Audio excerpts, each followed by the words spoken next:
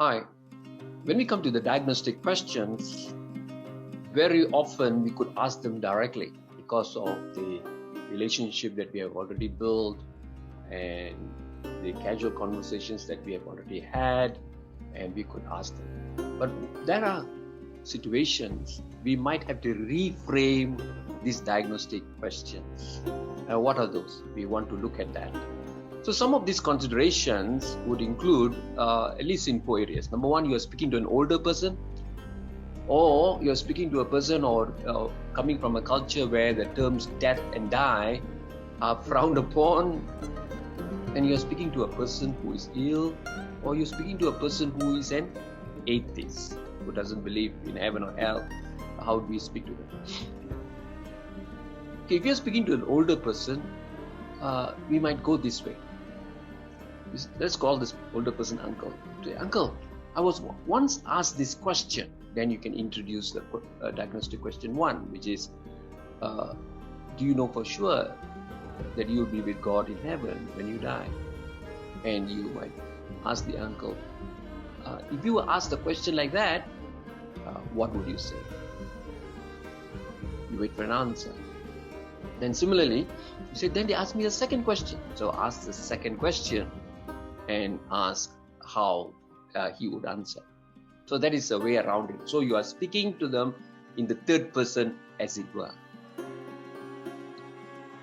Now in the second instance, it's about the term death or the term die are not used freely in their culture, in the community. So if you sense that, then you might want to use other words. For example, you might say, life as we know it will come to an end.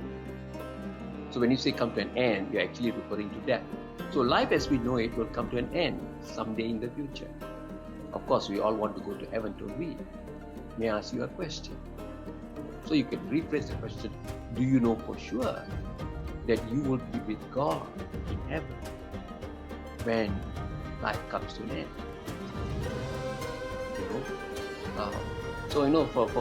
For the Indians, the word go, one day we will all go.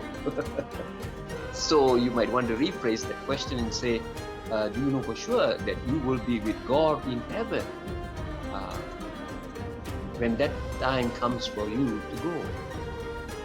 Rephrase. So wait for an answer and then ask the second question.